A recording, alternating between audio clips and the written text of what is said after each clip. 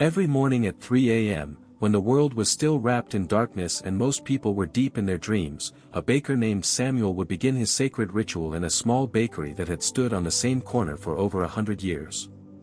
His hands, weathered by decades of kneading dough, possessed an extraordinary gift. He could literally knead patience into the bread he made, and anyone who ate it would find themselves suddenly capable of waiting, enduring, and persevering through challenges that had previously made them want to give up.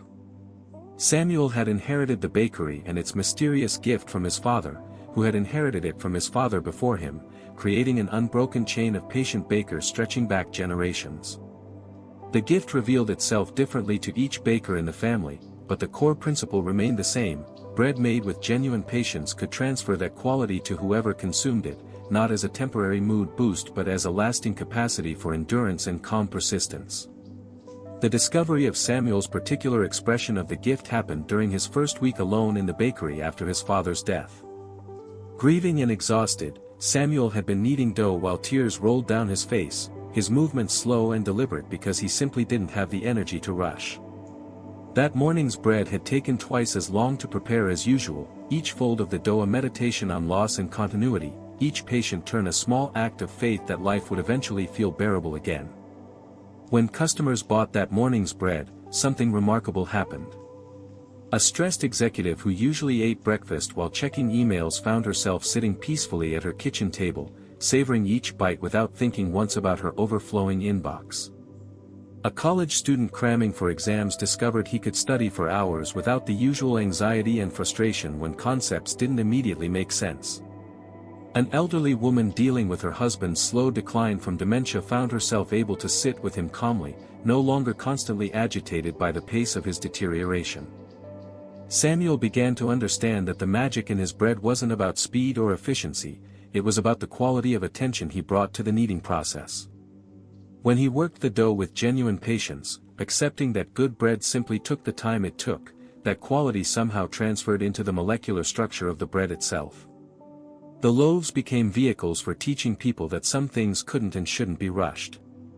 The baker learned that different types of patience needed different kneading techniques. For people who struggled with impatience about their own progress and growth, Samuel created a sourdough that required multiple days of careful tending. The slow fermentation process seemed to teach the bread itself about gradual transformation.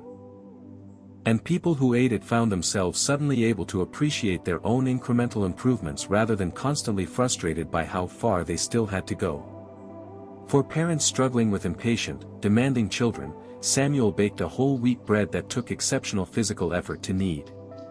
The labor required to work the heavy dough taught the bread about endurance through difficulty, and parents who ate it found themselves able to weather their children's tantrums and demands with unexpected calm, seeing the long view of child development rather than being overwhelmed by momentary chaos. Samuel's most challenging breads were for people dealing with chronic illness or caring for sick loved ones, situations where patience meant enduring indefinite timelines with no clear end in sight. For these customers, he created a dark rye bread that required starting over multiple times, deliberately ruining batches and beginning again, teaching the dough about persistence despite setbacks. People who ate this bread reported a profound shift in how they experienced their ongoing challenges, still difficult, still painful, but somehow more bearable.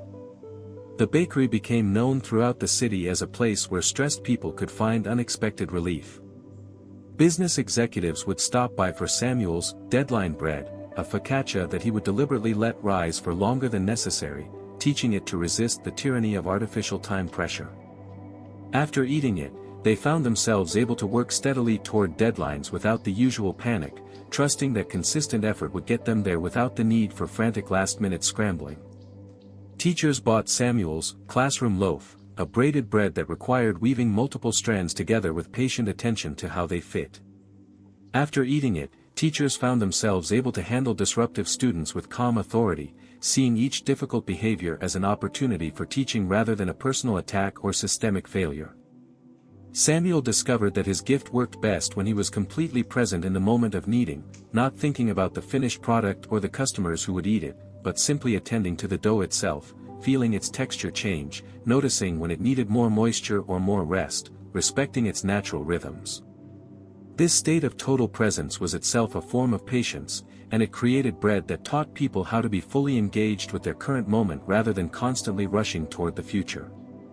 Children responded to Samuel's bread with innocent directness. A hyperactive boy ate one of Samuel's patience rolls and suddenly found he could sit through an entire meal without fidgeting. An anxious girl who couldn't sleep ate a bedtime slice and discovered she could lie quietly, waiting for sleep to come rather than working herself into increasing anxiety about not sleeping. The bread seemed to teach young nervous systems that stillness was safe and waiting was possible. The baker learned that patience wasn't just about waiting passively, it also included the active patience of working steadily toward goals without getting discouraged by slow progress. For people pursuing long-term projects, he created a multi-grain bread that included 7 different grains, each requiring different preparation times. The complex coordination required taught the bread about managing multiple timelines simultaneously, and people who ate it found themselves able to juggle long-term goals with daily responsibilities without losing faith in their eventual success. Samuel's most profound work was with people recovering from addiction. He created what he called one-day bread, a simple white loaf that focused entirely on the patient endurance needed to get through just one day, then another, then another. The bread didn't promise miracles or quick fixes, it simply made the eternal, one day at a time, philosophy feel achievable rather than overwhelming. Recovery support groups began ordering Samuel's bread for their meetings, reporting that members who ate it found the patience to handle cravings and setbacks with new resilience. Artists and creative people discovered that Samuel's bread could help them endure the frustrating periods when their work wasn't going well. He created a rye and seed bread that sometimes had to be kneaded for an hour or more, teaching it about the value of persistent effort even when immediate results weren't visible. Writers, painters, and musicians who ate this bread found themselves able to continue working through difficult creative periods without the usual despair about whether their efforts would ever pay off. The baker learned that his gift extended beyond individual loaves to teaching moments in his bakery itself. People who came to pick up bread early in the morning would watch through the window as Samuel kneaded dough with his characteristic slow, rhythmic movements. Many reported that simply witnessing this patient labor for 5 or 10 minutes would calm their racing thoughts and help them approach their day with less urgency and more grace. Samuel began offering bread-making classes where he taught not just technical skills but the meditative art of patient kneading. Students learned that the dough would tell them what it needed if they paid attention: more flour, more rest, more time. This direct feedback from the physical material taught them to trust in natural processes and timelines rather than imposing arbitrary schedules. Several students reported that the patience they learned with bread dough transferred surprisingly well to their relationships, careers, and personal growth. As Samuel aged and his hands began to show the strain of decades of kneading, he worried about whether his gift would continue. But he discovered something beautiful. Several of his regular customers and former students had begun developing their own ability to knead patience into bread.